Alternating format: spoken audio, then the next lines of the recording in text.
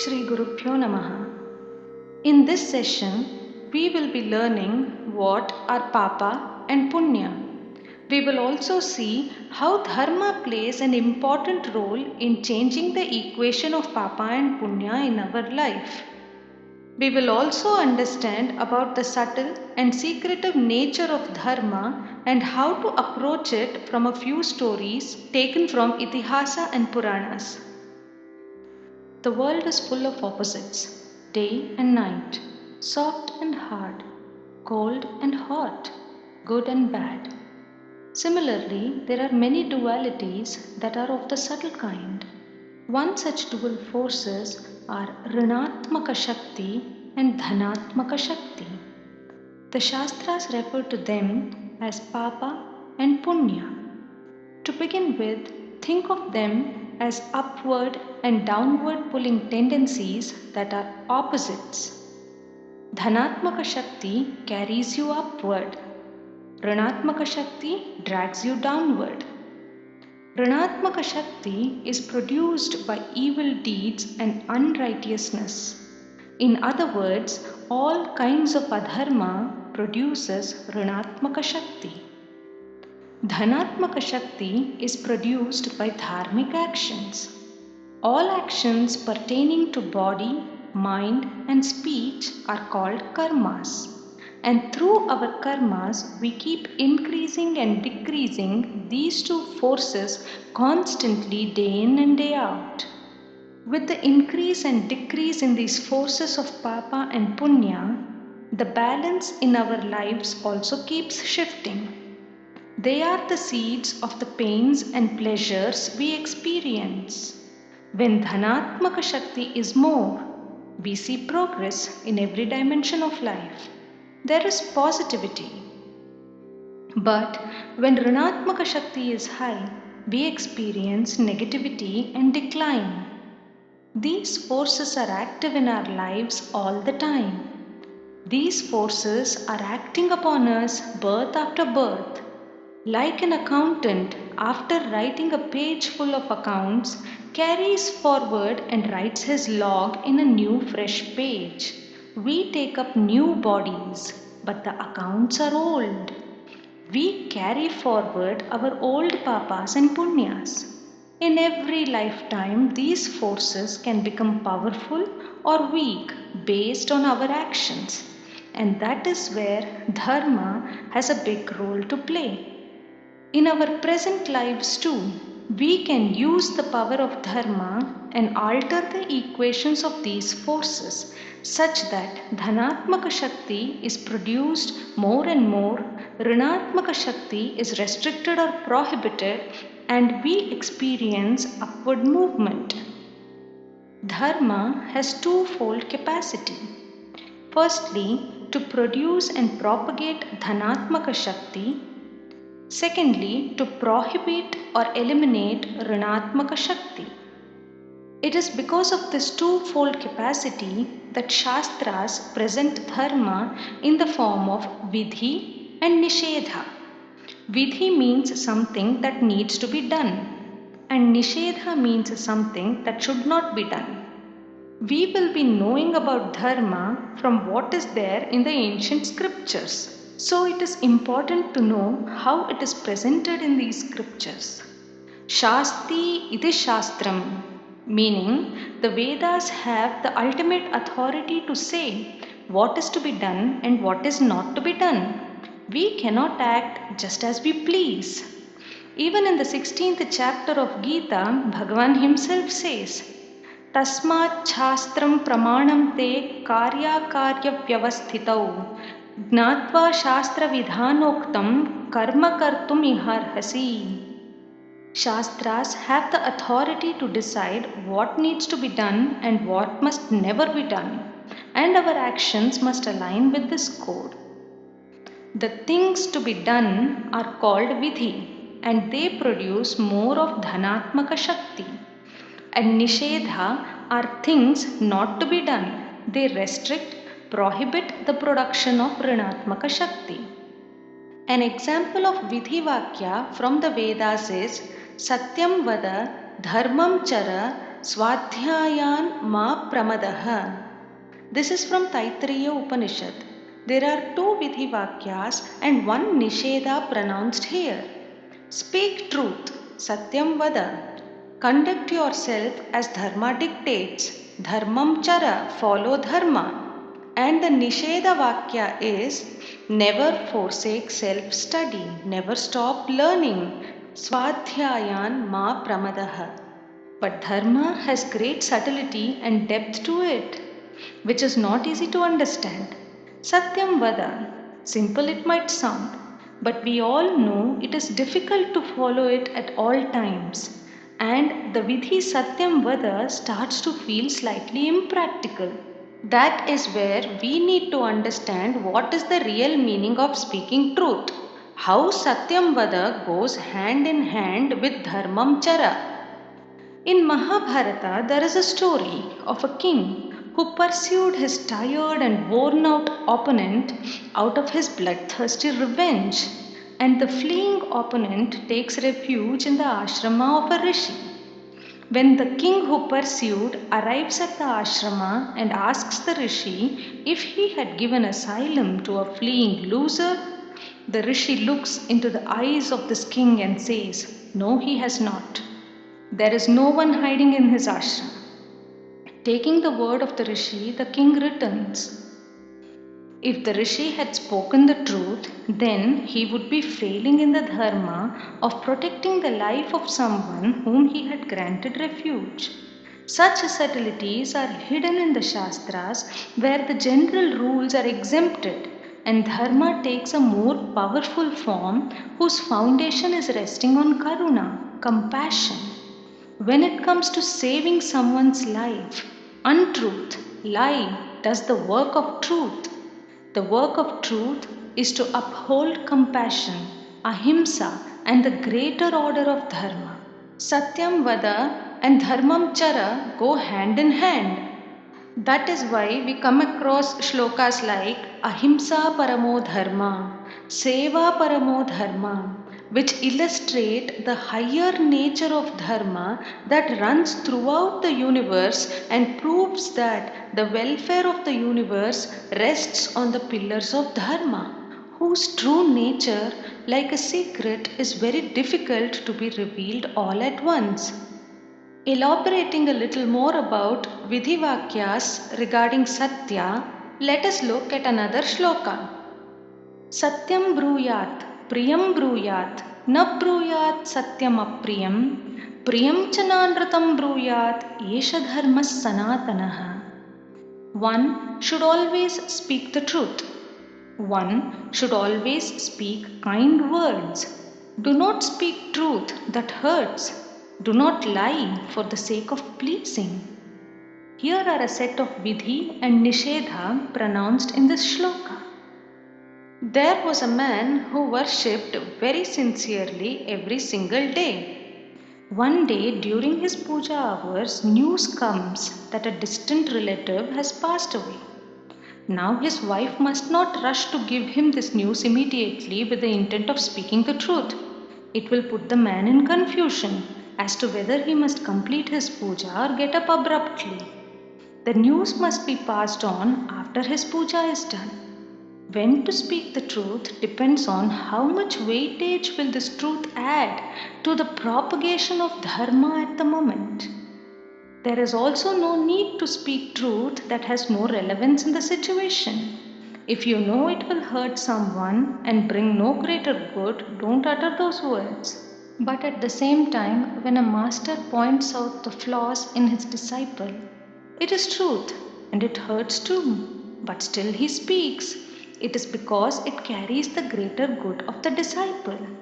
You see, dharma comes with greater subtleties, greater power, and bigger meaning from what is just reflected in the plain words of the Vidhi Vakya or Nishedha Vakya.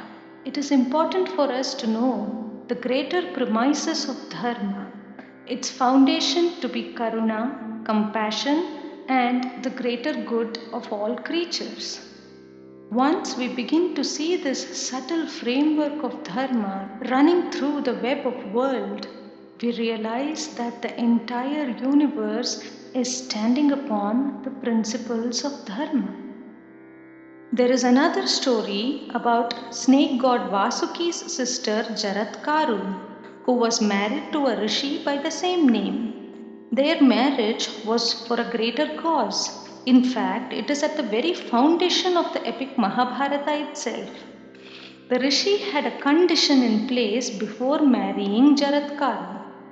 The condition is that if he ever is displeased with her, he would leave her and move on with his spiritual journey. So Jaratkaru always made sure that the rishi is pleased with her.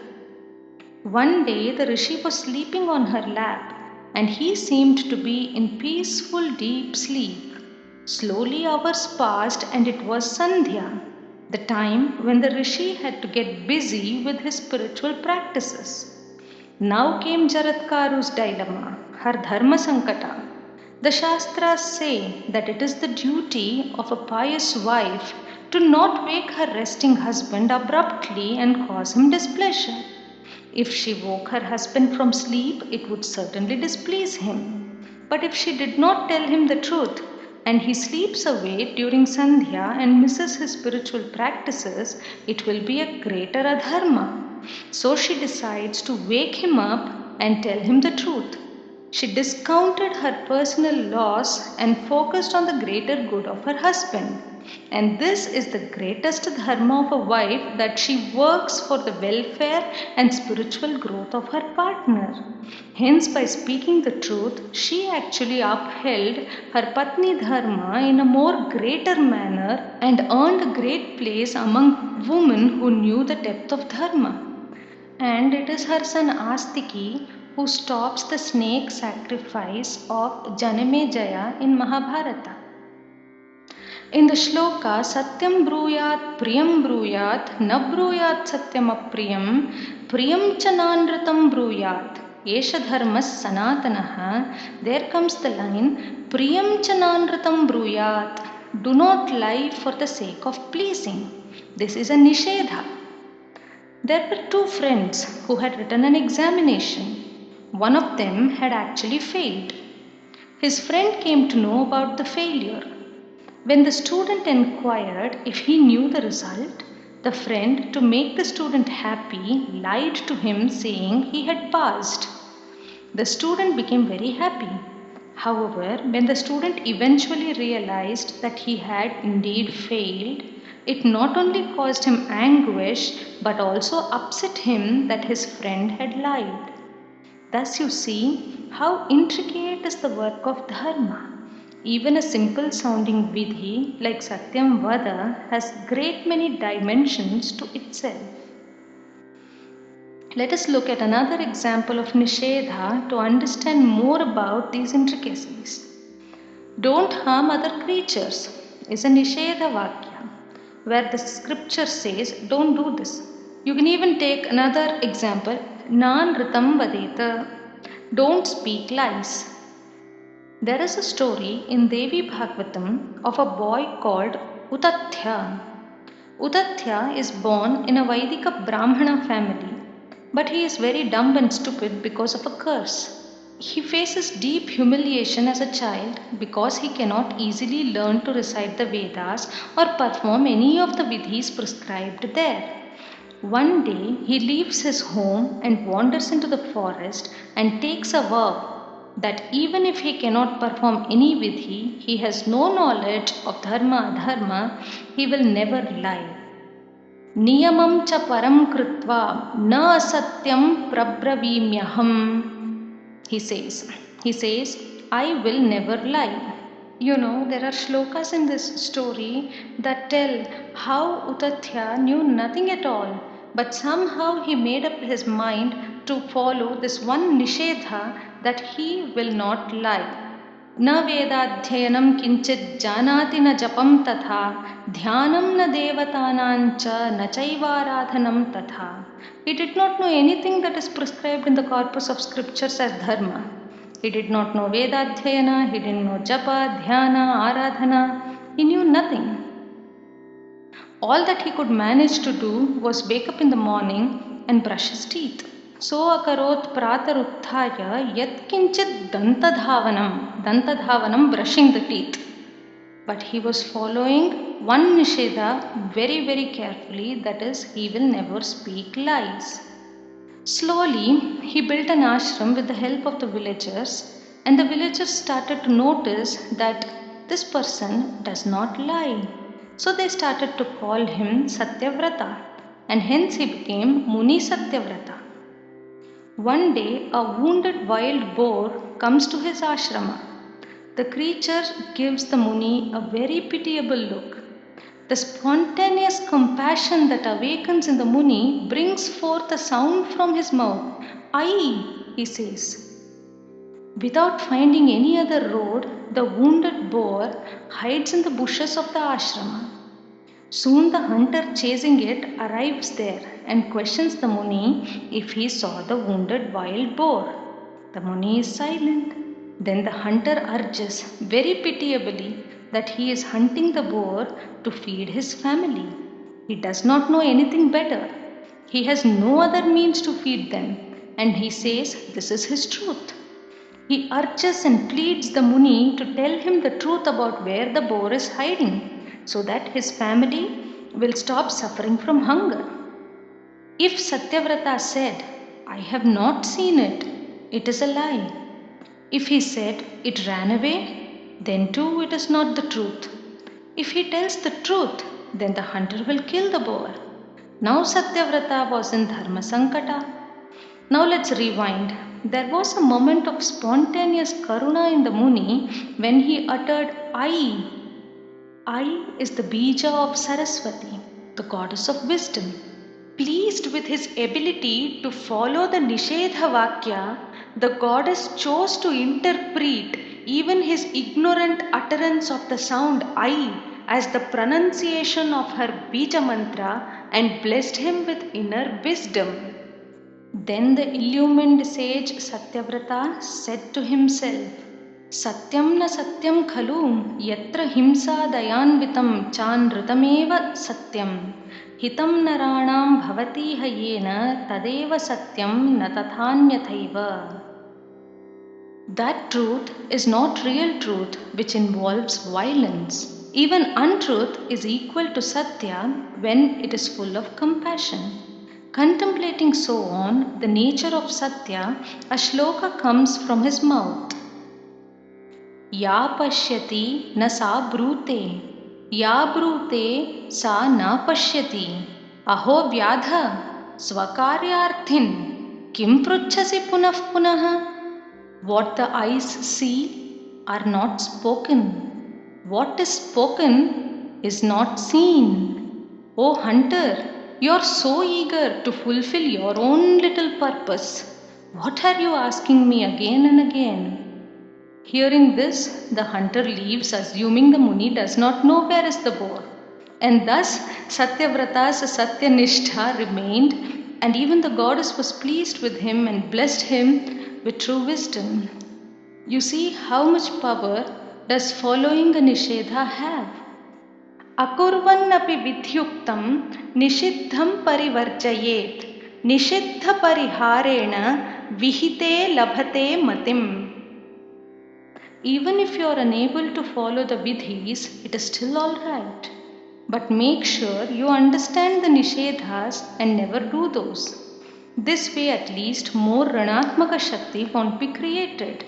When you do not add to the Ranatmaka Shaktis, then slowly there will be enough power to move towards more deeper states of purity with the help of the Dhanatmaka Shakti.